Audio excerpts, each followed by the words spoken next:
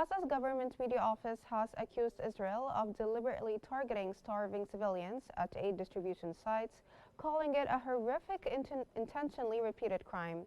According to a statement published on Telegram, Israeli forces have opened fire on Palestinians gathered at U.S.-backed aid centers, killing 27 more people today and bringing the total number of deaths to 102 since May 27th. Another 490 have been injured in attacks at 8 sites in the Palestinian side of Rafah and along the Netzarim corridor. The office said the 8 centers located in exposed areas under Israeli control have become a mass bloodbath, luring desperate civilians suffering under severe famine and siege conditions.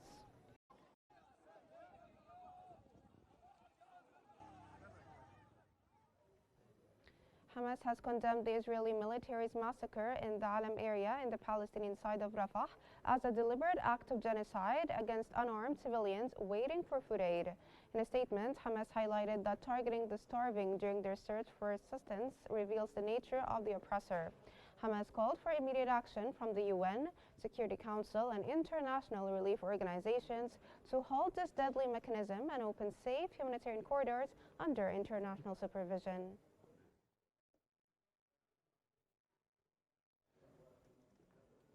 Nasser Medical Complex in southern Gaza is struggling to cope with the surge in wounded patients.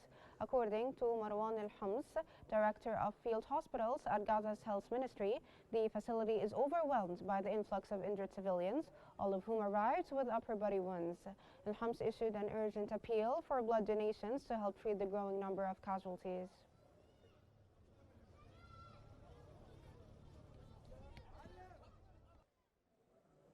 Lebanese President Joseph Aoun and Iranian Foreign Minister Abbas Araghchi have met in Lebanon to discuss strengthening bilateral relations and regional cooperation. Lebanese President Joseph Aoun said Lebanon wants to strengthen state-to-state relations with Iran and stressed peaceful dialogue to resolve conflicts. He highlighted rebuilding efforts after Israeli war damage. Iranian Foreign Minister Abbas Araghchi reaffirmed Iran's support for Lebanon's sovereignty and independence, denying any interference in its internal affairs. He also backed national dialogue and efforts to end Israeli occupation.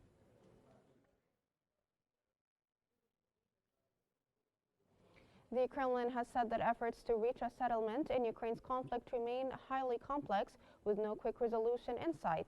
Kremlin spokesman Dmitry Peskov has confirmed that agreements on prisoner exchanges and the return of fallen soldiers would be upheld.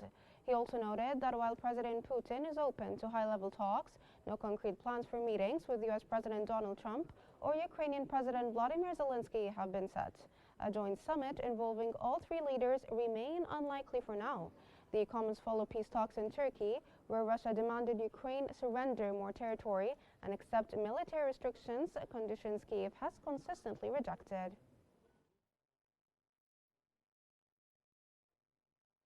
Ukrainian President Vladimir Zelensky has reported in an online briefing that his team presented a list of nearly 400 children for repatriation during peace talks in Istanbul, but Russia agreed to consider returning only 10.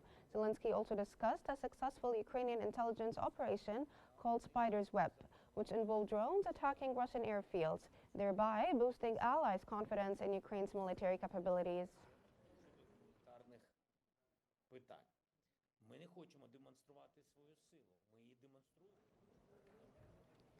Despite the ongoing peace talks in Istanbul on June 2nd, Russia and Ukraine have continued to exchange fire along the front lines. The Russian Defense Ministry reported strikes on Ukrainian drone production sites, launch areas, and troop deployments, targeting 152 locations within 24 hours. Additionally, Russia's air defense intercepted various Ukrainian missiles and claimed to have destroyed 316 Ukrainian drones, including 205 outside the conflict zone.